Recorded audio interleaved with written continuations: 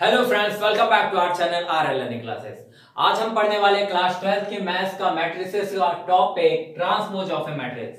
Transpose of A matrix का मतलब क्या होता है? देखिए, अगर आपको एक मैट्रिक्स दी है ए, जिसके एलिमेंट है ए आई जे और ऑर्डर है क्या एम क्रॉस एन, ठीक है, मतलब एम रोज हैं और एन कॉलम है। अगर इसका ट्रांसपोज निकालेंगे तो सबसे पहले कैसे डिनोट करेंगे? ए डैश से। ट्रांसपोज ऑफ ए यानी अगर एटी हमें ट्रांसपोज ऑफ ए निकाला है, एटी हम लिख देते इसको, तो ट्रांसपोज कैसे डिनोट करेंगे? ए डैश से, ऊपर डैश लगा होगा, ठीक है। अब ये ए डैश का मतलब क्या होता है? ए डैश का मतलब होता है कि जो इसके एलिमेंट है, मतलब ए आई जे इसके एलिमेंट्स है, ठीक है, तो वो क्या होंगे? ए जे आई हो जाएंगे। मतलब जो रो के एलिमेंट है वो कॉलम बन जाएंगे और जो कॉलम वाले हैं वो सारे रो बन जाएंगे। समझ में आ गई बात? और ऐसा करने पे जो उसमें चेंजमेंट होगा मेन, वो क्या होगा? इसका ऑर्डर पलट जाएगा। मतलब m क्रॉस n की जगह इसका ऑर्डर हो जाएगा n क्रॉस n। अब देखिए, जब रो कॉलम बन जाएगी तो ऑब्वियस सी बात है, अगर m रोज है तो n कॉलम हो जाएंगे, और अगर कॉलम रोज बनेगी तो n कॉलम होने की वजह से वो m रोज में आ जाएगा। मतलब n रोज हो जाएगी और n कॉलम, तो ऑर्डर पलट जाएगा। ऐसे अगर आपको नहीं समझ में आ रहा है तो चलिए देखते हैं कि एग्जाम्पल के तौर पे हम लोग एक जनरल मैट्रिक्स लेते हैं ए, जिसको हम लिख सकते हैं क्या? A B C D E F, और चलिए ऐसे रखते हैं, ठीक है। ये क्रॉस मैट्रिक्स में क्योंकि ऑर्डर चेंज समझ में नहीं आएगा, इसलिए इसको रखते हैं। अब इसका ऑर्डर आपको दिख ही रहा होगा, कितनी? 2 रोज हैं और 3 कॉलम है। अब अगर आपको ए ट्रांसपोज ऑफ एटी, मतलब ट्रांसपोज ऑफ मैट्रिक्स ए अगर फाइंड करना है, यानी ए डैश अगर आपको फाइंड करना है, तो आप कैसे फाइंड करेंगे? दोनों लिख सकते हैं आप, एटी भी लिख सकते हो और ए डैश भी लिख सकते हैं। कुछ जगह पे एटी दिखता है लिखा हुआ और कुछ जगह ए डैश। तो अगर आपको ट्रांसपोज ऑफ ए फाइंड करना तो ए डैश कैसे आप फाइंड करेंगे? मैंने क्या बोला कि कॉलम आपके रोज में कन्वर्ट हो जाएंगे, रोज कॉलम में, तो इसका ट्रांसपोज क्या होगा? आपका रोज क्या है? ए बी सी पहले, तो ए बी सी ये पहला कॉलम बन जाएगा। पहली रो है वो पहला कॉलम बन जाएगा। दूसरा क्या है? दूसरी रो डी ई एफ, तो अब ये क्या हो जाएगा? D E F. बस इतना सा जो आपको करना है ट्रांसपोज फाइंड करने के लिए, ज्यादा कुछ नहीं। मतलब ये रो उठ के ऐसे कॉलम बन जाएगी, ये रो उठ के दूसरा कॉलम बन जाएगी। मतलब पहली रो पहला कॉलम, दूसरी रो दूसरा कॉलम। अब इससे डिफरेंस क्या आया मैट्रिक्स में? अब इसमें 1 2 3 रो हो गई और कॉलम 1 2, ठीक, 2 कॉलम हो गए। तो यहां पे मैंने क्या कहा था? m क्रॉस n है तो यहां n क्रॉस m होगा। मतलब यहां 2 क्रॉस 3 था। क्यों? क्योंकि 2 रोज थी और कॉलम कितने थे? 1 2 3, और यहां पे क्या हो गया? 3 रोज हो गई, 2 कॉलम हो गया, ठीक है। तो ये आपका जनरल सा ट्रांसपोज ऑफ मैट्रिक्स था। चलिए इस पे बेस्ड कुछ प्रॉपर्टीज होती है इसकी, वो देख लेते हैं।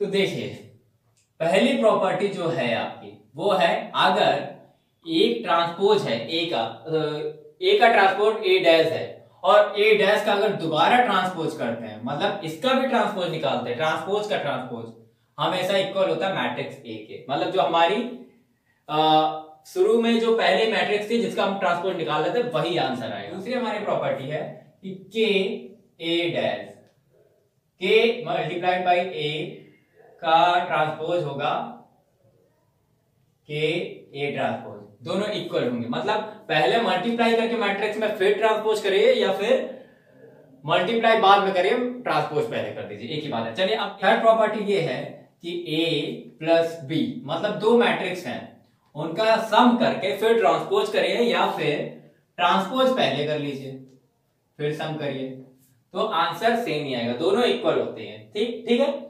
मतलब पहले हम एक और मैट्रिक्स थी ए और बी, दोनों को हमने सम कर लिया, सम कर लेंगे इजीली, फिर ट्रांसपोज करेंगे, और फिर या फिर दूसरे केस में क्या है कि पहले ट्रांसपोज किया फिर सम किया, आंसर एक ही आएगा। आप ट्राई करके देखिएगा, बहुत ही इजी है, ठीक है। आई फोर्थ प्रॉपर्टी क्या है? फोर्थ प्रॉपर्टी ये है कि अब ये प्लस के केस में ट्रांसपोज और ये मल्टीप्लीकेशन के केस में, मान लीजिए 2 मैट्रिक्स है आपकी ए बी, दोनों का हमने मल्टीप्लाई किया और ट्रांसपोज कर दिया, ठीक है। ए और बी 2 मैट्रिक्स है अलग अलग, और दोनों को हमने मल्टीप्लाई करके ट्रांसपोज कर दिया। मल्टीप्लाई के केस में हमें क्या देखना है कि मल्टीप्लाई के केस में ये कंपलसरी है कि उसका ऑर्डर, मतलब जितनी इसमें रो हो, नंबर ऑफ रोज, उतने ही उसमें कॉलम्स हो, सॉरी जितने इसमें कॉलम्स हो पहले वाले में ए में, मतलब उतने ही बी में रोज होनी चाहिए। ठीक है, तो A B dash equal to हो जाएगा ए डैश बी डैश। ठीक है, मतलब आप पहले मल्टीप्लाई करके ट्रांसपोज करो या फिर ट्रांसपोज करके मल्टीप्लाई करो, आंसर सेम ही आएगा। पहले तो नॉर्मली जो हम लोग मल्टीप्लाई करते हैं, मान लीजिए हमारे पास एक मैट्रिक्स लिखी है कोई, फॉर एग्जांपल मैट्रिक्स है हमारे पास 3 7 -1। ठीक है, ये हमारे पास एक मैट्रिक्स लिखी है क्या, ए, और आपसे पूछ लिया था 3a की वैल्यू। ठीक है, अगर आपसे पूछ ली जाए 3a की वैल्यू, तो 3a की वैल्यू आप क्या करेंगे, सिंपली 3 का मल्टीप्लाई करेंगे किसके साथ, 2 3 7 और -1। अगर सिंपल ऐसे मल्टीप्लाई करना हो 3 का, तो 3 का मल्टीप्लाई इससे होगा, इससे होगा, इससे होगा, हर इंडिविजुअल टर्म के साथ 3 का मल्टीप्लाई हो जाएगा। तो ये मैट्रिक्स एक्चुअल में क्या बन जाएगी, 6 9 3 7 21 और 3 -3। तो सिंपली तो ये मैट्रिक्स ऐसे हो जाएगी मल्टीप्लाई होके, ये जब एक डिजिट का मल्टीप्लाई करना हो मैट्रिक्स में। ओके, लेकिन इसके अपोजिट अगर दो मैट्रिक्स का मल्टीप्लाई दे दिया जाए तो उसमें थोड़ा आपको सॉल्विंग की जरूरत पड़ेगी। जैसे कि फॉर एग्जांपल हमारे पास दो मैट्रिक्स दी गई है, एक मैट्रिक्स है हमारी ए, ठीक है, और दूसरी मैट्रिक्स है हमारी बी। दो मैट्रिक्स है हमारी ए और बी, ठीक है, इनका ऑर्डर हमें नहीं पता है। चलिए अभी हमें ऑर्डर नहीं पता है, ठीक है। तो देखिए, पहली चीज, जरूरी नहीं है हर मैट्रिक्स का हम मल्टीप्लाई कर सकें। मल्टीप्लिकेशन के लिए भी कुछ कंपैटिबिलिटी चेक करनी होगी, हमें कुछ एलिजिबिलिटी देखनी पड़ेगी दोनों मैट्रिक्स की। अगर मैट्रिक्स दोनों कंपैटिबल होंगे तभी वो क्या हो सकते हैं, मल्टीप्लाइड हो सकते हैं। तो देखिए, जैसे हमारे पास एक मैट्रिक्स है ए, जिसका हमारे पास 1 into 3 क्या है, ऑर्डर, मतलब एक रो है 3 कॉलम है, और दूसरी मैट्रिक्स है इसमें 2 into 3 है। तो क्या मैट्रिक्स का मल्टीप्लिकेशन पॉसिबल है, इसमें 2 रो है 3 कॉलम है, इसमें 1 रो है 3 कॉलम है। और जो है दूसरा है आपका, एक और ले लेते हैं, एक मैट्रिक्स है हमारी, उसमें है 3 into 3, और बी का होगा आपका 3 into 3, दोनों सेम ऑर्डर की है, तो पॉसिबल होगा कि नहीं होगा। और दूसरी चीज, यहां पे आपका है एक मैट्रिक्स ए है जिसका है आपका 1 क्रॉस 3, और दूसरी मैट्रिक्स है बी, उसका है 3 क्रॉस 2 ऑर्डर। तो इनका और इनका मल्टीप्लिकेशन पॉसिबल किसका होगा किसका नहीं होगा, इसको जानने के लिए चलिए एक बात याद रख लीजिए हमेशा के लिए। जो पहली मैट्रिक्स है हमारी, पहली मैट्रिक्स क्या है, ए, उसका कॉलम ऑफ ए किसके इक्वल होना चाहिए, number of column in A equal to row of B. मतलब बी मैट्रिक्स में जितनी रो है कॉलम उतने ही होने चाहिए, किसमें, पहली वाली मैट्रिक्स में। मतलब पहली मैट्रिक्स के कॉलम दूसरी मैट्रिक्स के रो इक्वल होने चाहिए। जैसे हम लोग डायरेक्टली अगर ऑर्डर से देखें तो जिसमें ये दो नंबर सेम होंगे, ये हमारा कॉलम को रिप्रेजेंट कर रहा है पहले मैट्रिक्स के ए के, और ये हमारा रो को रिप्रेजेंट कर रहा है दूसरे मैट्रिक्स के। तो 3 2 सेम होना चाहिए, सेम नहीं है तो इसका मल्टीप्लाई नहीं होगा। अब इसमें देखिए 3 दोनों सेम है ये, तो यहाँ पे मल्टीप्लाई हो जाएगा। अब यहाँ 1 into 3 या 3 into 2 दोनों सेम है, यहाँ पे कॉलम सेम, यहाँ पे रो सेम, तो यहाँ पे मल्टीप्लाई हो जाएगा। तो जिसमें अगर ऑर्डर की कंपैटिबिलिटी कैसे चेक करेंगे, अगर number of column in first matrix and the number of rose in second matrix equal होंगे तभी आपका क्या होगा, मल्टीप्लाई होगा। ठीक है, ये तो हमने देख लिया। चलिए अब चलिए मैट्रिक्स को मल्टीप्लाई करने के लिए एक थोड़ा सा आसान वे देखते हैं कैसे मल्टीप्लाई होता है।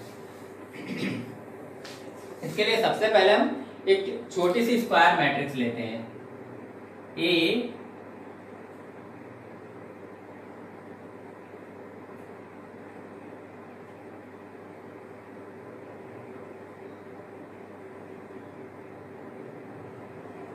ये हमारी एक मैट्रिक्स है ए और बी।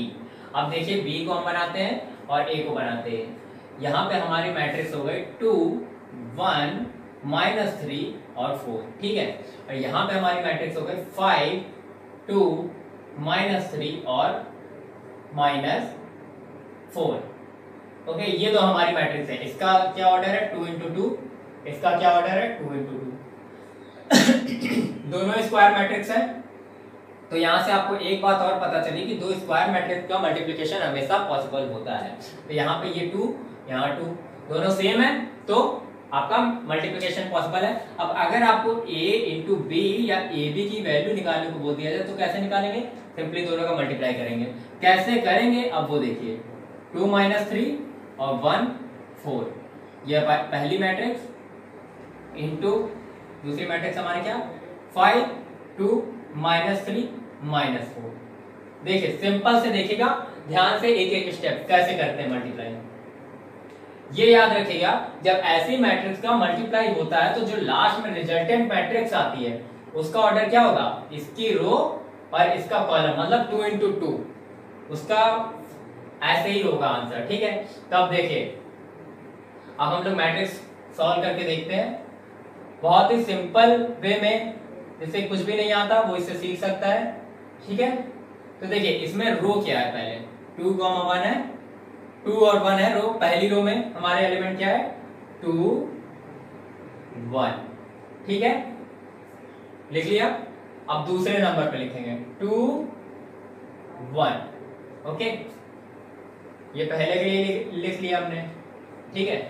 अब जो है नीचे क्या है 3 4, यहां पे हम लोग लिखेंगे -3 और 4, यहां पे लिखेंगे क्या -3 और 4, 4 पार्ट है, 2 × 2, 2 कॉलम्स और 2 रो हो गई हमारी, ठीक है, -3 और 4। अब हम यहाँ पे क्या लिखेंगे 5 और -3, ये वाला हमारा जाएगा फर्स्ट कॉलम, ठीक है, इंटू 5 प्लस इंटू -3, ठीक है, इंटू 5 प्लस इंटू -3,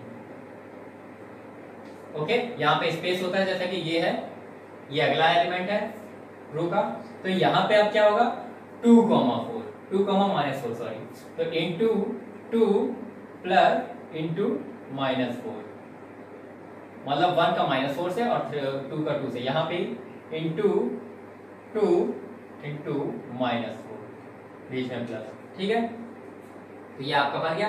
अब इसको सॉल्व करके लाएंगे कैसे, जरा सा इसके लिए स्पेस बना देते हैं। तो देखिए इसको सॉल्व कैसे करेंगे, बहुत ही सिंपल था।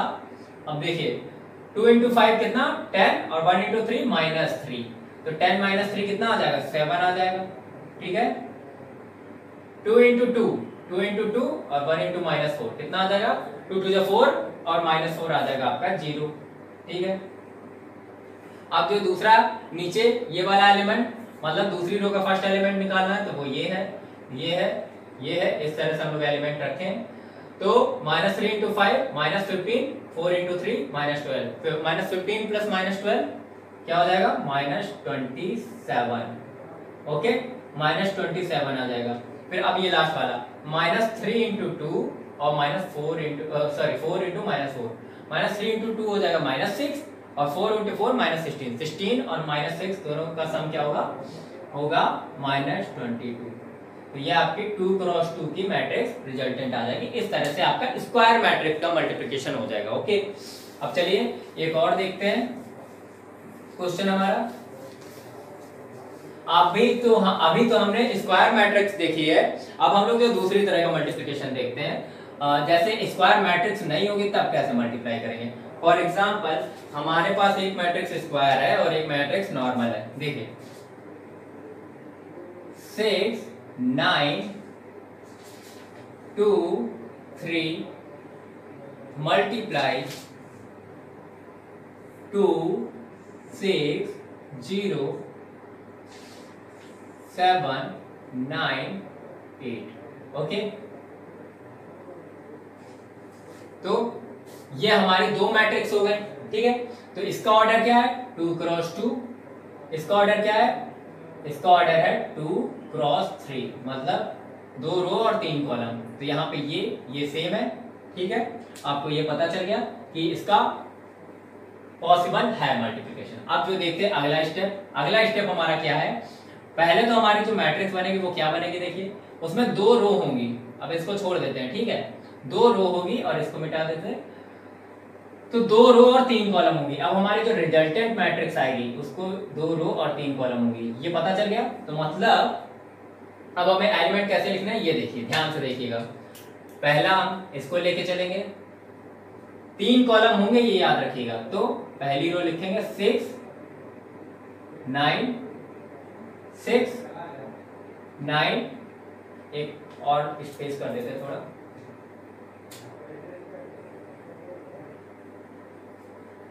और यहां पे आएगा आपका 6 9। ओके, अब दूसरा हमारा क्या है, दूसरी रो ये है 2 3, तो 2 3, ठीक है, 2 3 2 3, ठीक है।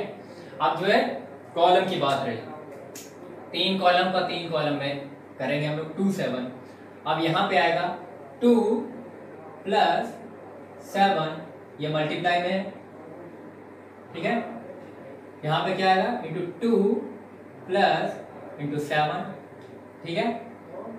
अब जो है दूसरा कॉलम लेंगे, दूसरे कॉलम के लिए दूसरा कॉलम, ठीक है, into 6 plus into 9 into 6 plus into 9, ठीक है। अब ये भी हो गया, दूसरा कॉलम भी निपट गया हमारा। अब थर्ड कॉलम लेंगे, थर्ड कॉलम के लिए इंटू 0, ये वाला into 0 plus into 8 into 0 plus into 8, ठीक है। बहुत ही इजी था, समझ गए होंगे आप लोग। अब चलिए देखते हैं, ये हमारे क्या एलिमेंट आ गए, ये एलिमेंट है, ठीक है। इसको सॉल्व कर लेंगे, आंसर आ जाएगा। हमारी सॉल्विंग देख लीजिए अब कैसे होगी। 6 2 12 प्लस 9 7 63, 2 2 4 प्लस 21, 6 6 36 प्लस 81, 12 प्लस 27 और 0 प्लस 72, 0 प्लस क्या आएगा 24, ठीक है। ये आपकी मैट्रिक्स आ गई। अब चलिए आंसर देख लेते हैं क्या आएगा फाइनली। आंसर हम लोग यहां पे लिख देते हैं। इसका आंसर आ रहा है इसका, देखिए 63 प्लस 21 क्या आएगा 65 और 75, ठीक है, ये आ गया। दूसरे का 36 प्लस 81 क्या आएगा 18 8 3 11 117 आएगा इसका, ओके 117 आएगा। और 0 प्लस 72 आएगा, ठीक है। और मैट्रिक्स जैसा कि हमने बताया 2 क्रॉस 3 की बनेगी। और फिर 24, और यहाँ पे आएगा 27 प्लस 12 आएगा 39, और यहाँ पे 21 प्लस 4 आएगा 25। तो ये आपके रिजल्टेंट मैट्रिक्स हो जाएंगे, ठीक है। तो ये तो आपने देख लिया। अब अगर इसी वे में ये आपको एक ए मैट्रिक्स दी हो और उसका स्क्वायर पूछा हो तो क्या करेंगे, स्क्वायर को लिखेंगे ए इंटू ए, मतलब इसी मैट्रिक्स का इसी मैट्रिक्स में मल्टीप्लाई हो जाएगा, ठीक है। ए स्क्वायर का मतलब ए इंटू ए हो जाएगा। लेकिन उस केस में ये याद रखिएगा स्क्वायर किसका पॉसिबल है, केवल उसी मैट्रिक्स का पॉसिबल है जो एक्चुअल में स्क्वायर मैट्रिक्स हो, ठीक है। अगर ए एक स्क्वायर मैट्रिक्स है तभी ए इंटू ए पॉसिबल है, या ए स्क्वायर फाइंड करना पॉसिबल है, या ए क्यूब, हर केस में। क्योंकि मान लीजिए अगर आपने ए इंटू ए लिख दिया तो अगर ये 2 इंटू 3 हुआ तो ये भी 2 इंटू 3 होगा ऑर्डर में, 3 2 डिफरेंट है तो पॉसिबल नहीं होगा। इसलिए एक स्क्वायर मैट्रिक्स का ही स्क्वायर हमेशा पॉसिबल हो सकता है। तो ये आपने देख लिया, आई होप कि आपको समझ में आया होगा।